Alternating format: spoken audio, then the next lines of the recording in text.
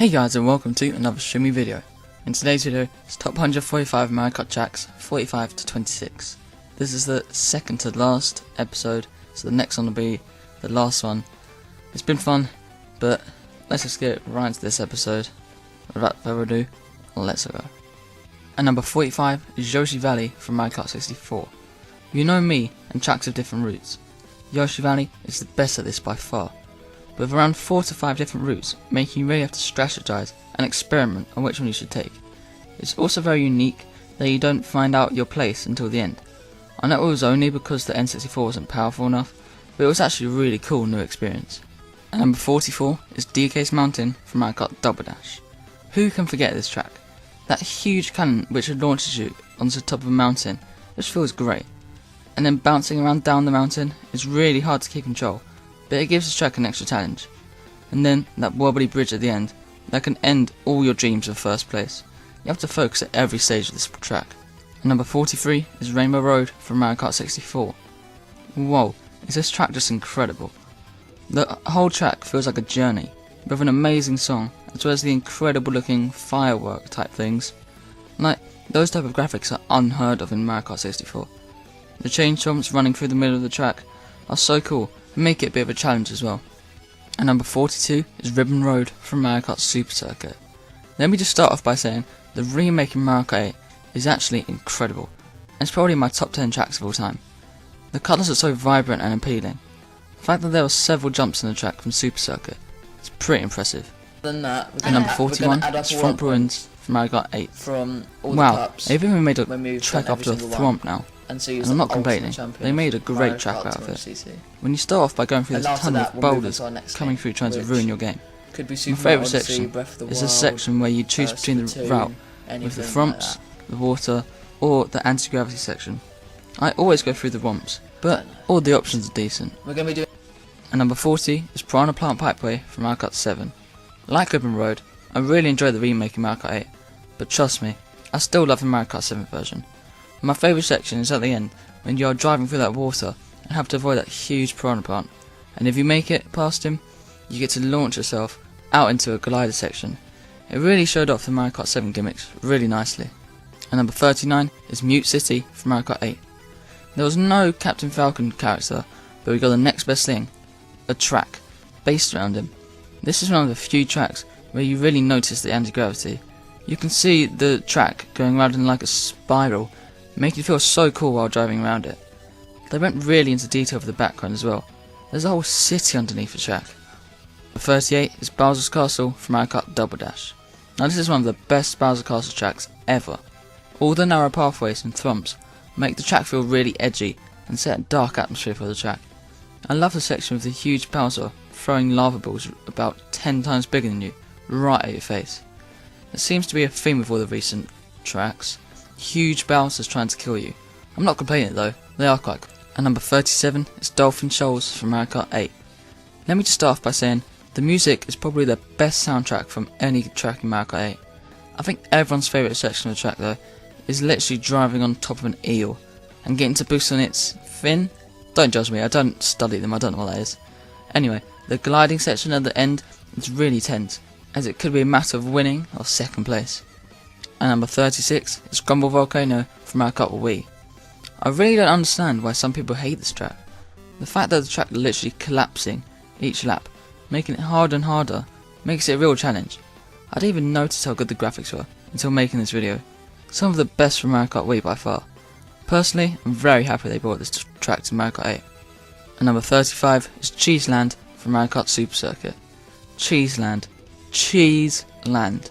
You're literally driving on cheese. Who thought of this idea? I mean, whoever it was, should be promoted. It's such a unique idea, and great one. All you see when driving along is blocks of cheese, whether it's an obstacle on the track or the stunning background. I mean, if you're vegan, this probably isn't the best track, but for the rest of us, enjoy. And number 34 is Choco Mountain from Mario Kart 64. More food. How many food related tracks are there? You only see mountains and chocolate that you're driving next to. It's crazy. And then you reach a section where there are actual chocolate boulders falling from a cliff. But as tempting and delicious they look, you have to try and avoid them to escape the river. I mean, I do wish the river was made of chocolate as well, but maybe that might have been a bit too much. And number 33 is Waluigi Stadium from Mario Kart Double Dash. A track based on Waluigi, what can go wrong? This feels exactly like a dirtbag stadium as well, like Excite Bike Arena and Mario Stadium. But this beats us a lot in my opinion. The atmosphere seems much more lively, with all the jumps, right tight turns and massive piranha plants. It makes for a great experience. Number 32 is Banshee Boardwalk from Mario Kart 64. Now this is a scary track. See, Nintendo sometimes simple is good. The music is so eerie with the choir in the background. It gives me the chills every time. The huge jumping Cheep Cheep out of nowhere, the mysterious boos, the annoying bats, there's just too much. And if you fall into that water, you want to get out as soon as possible. Not just to save yourself from being lost, but the water is so dark you don't even know what's down there. I mean, a flying cheetah came out of there a second ago, so I don't want to stay in there for long. And number 31 is Mako Woohoo from Mario Kart 7. You enjoyed Woohoo Loop? Then you're going to love Mako Woohoo. Let's start with the sunset. It's beautiful. That's probably the best way to describe this whole track. The fact that they even included the Wii Sports Resorts music just takes me back. Maybe we can get Switch Sports Resorts Nintendo, please? And number 30 is Mount Rio from Mario Kart 8. Once again, this is a track on my Top 10 Mario Kart 8 Deluxe Tracks video. This is one of the best 3-part tracks, my favourite part definitely being the second. I love going through that mysterious cliff to that weird machine area, which I still don't know what it is. Then you're trying to go for that mini forest, trying to avoid trees. Next thing you know, you're skiing. It's pretty weird, but I love it. I love the fact that there's an actual crowd of toads and other cool characters. And number 29 is Mushroom Gorge from Mario Kart Wii. This is the course that really showed off Mario Kart Wii well, with the new gimmick of tricking off jumps. The fact that you were bouncing off mushrooms for the majority of the track is crazy, and lots of fun. I was surprised when I saw this in the Mushroom Cup, as it is quite challenging nailing these jumps perfectly, but I can't knock it for that. And number 28 is Cloudtop Cruise from Mario Kart 8. Do you love the Super Mario Galaxy games? The answer should be yes. I'd be very surprised if it isn't, but okay. Well, then you will love this track. All the vines are from those games and really bring me back. I love how different each part of the track is. You go from clouds to an airship to some crazy place with lightning bolts trying to kill you, but when the gusty Garden Galaxy music comes in, it's just amazing. 27 is Electrodome from Mario Kart 8. This track has quite a similar theme to Music Park, except this is like 100 years in the future. There's so much going on. Live TVs of Koopa Troopas dancing, that cracks me up every time. I love how when you're in anti-gravity sections, you actually leave a colourful trail behind you. And obviously the main reason everyone loves this track is the music. This makes you want to put down your Joy-Cons and start popping some moves. And number 26 is Bowser's Castle from Mario Kart 64. Finally, this is for me one of the best Bowser's Castle tracks. It's so challenging with all the 90-degree turns, frumps completely blocking your path.